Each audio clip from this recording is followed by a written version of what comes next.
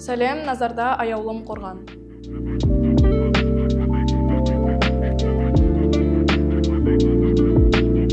Менің атым Қорған Аяулым, мен 11-ші сыныпта оқимын.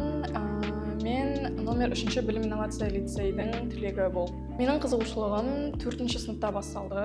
Мені анам курсқа бергеннен бастап ағылшын тілін терең үйренемін. Мен 8-ші сыныптан бері ағылшын олимпиадасына қатысамын. Және де осы кезге дейінгі ең үлкен жетістігім осы республикалық олимпиададан бірінші орын алуым. Және де бұл негізі ұзақ процесс болды, себебі мен 8-ші класстан бері осы жетістігім үшін дайындалдым. Және де бірінші біз мектепаралық олимпиададан өттік, содан кейін облыстық олимпиада және содан кейін ғана республиканскийға өткен болатынбыз. Және де осы жолдағы мен тәжірибем өте мол деп айта аламын, себебі осы жолда мен берілмеуді үйрендім, және де өзіме бір маңызды скиллдарды алдым деп ойлаймын, например, дисциплина секілді.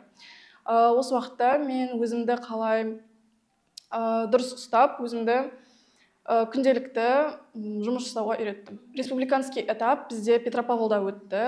Барлық гуманитарлық бағыттар сол жаққа барып, өзіміздің бағымызды сынадық.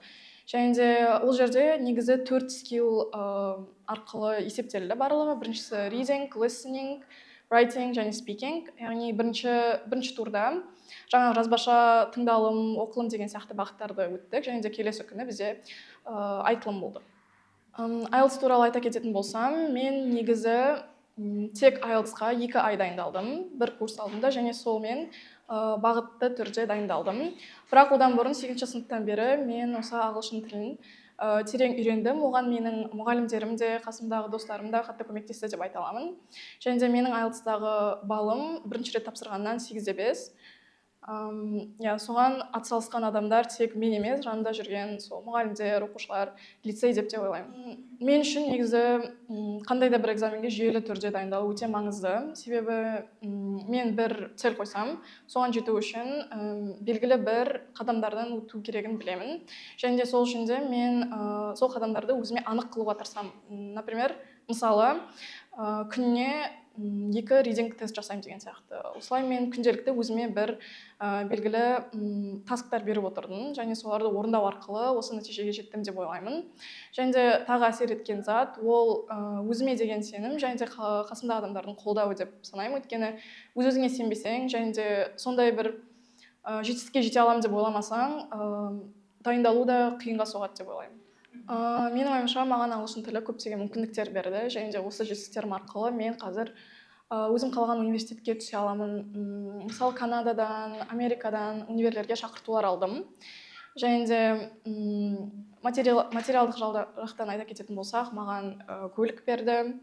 Және де мысалы біздің лицей спонсорлар бізге iPhone берді осыны жетістік үшін.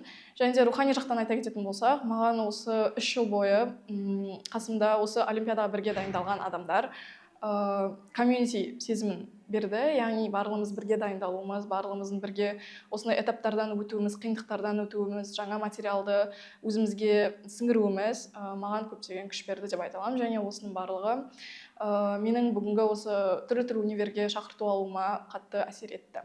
Менің таңдау пәнім информатика, математика, және де мен болашақта IT саласында жұмыс жасағым келеді.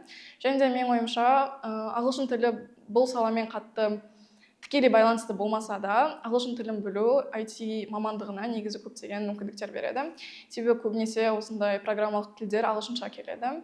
Және де осы дайындықтың барысында, мысалы, ентіға дайындықтың барысында да мен оны өзім көп байқаймын. Ағылшын тілін білсең, сен информатика дайындығында негізі оңай келеді саған. Және де мен болашақта Назарбаев университетіне баруды пландап отырмын, жоспарлап отырмын. Менің ең басты мотивациям ол ата-анамның және де мұғалімдерімнің үмітін ақтау. Және де артында келе жатқан қыздардың осындай жетістіктерге өздері жете алатынын дәлелдеу. Және де сол үшін мен өзімді қатты жетістіктерге жетуге өзімді итермелеймін. Және де оған маған көмектесетін заттар ол балансты ұстау, яғни балансты ұстау үшін арасында достарыңмен көңіл көтеріп, өз-өзіңе көңіл бөлу деген сияқты заттар маған қатты көмектеседі. Маған күйзеліске шыдауға, достарыммен шығып тұру, өз-өзіме көңіл бөлу әсер етеді.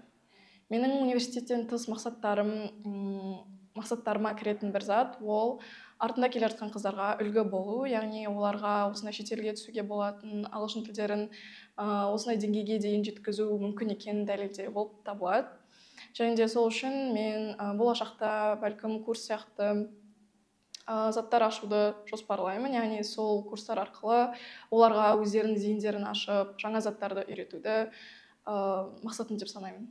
Менің өзімнің ұстанымым, әр істің өзінің бір хайыры бар, яғни бұл деген әрбір шешімнің, әрбір өмірде болып жатқан жайттың өзінің бір пайдасы бар деген сөз. Және де мен осы ұстанымға қатты сенемін. Және де болашақтағы жастарға, қарап отырған адамдарға менің өзімнің ұсынысым ол өздерінің потенциалын толық жетуге тырысу. Яғни әркімнің өзінің ішінде бір потенциал бар, және де олар оны одан қорықпаса, және де болашақтағы өздеріне сенсе, үлкен жетістіктерге жете алады.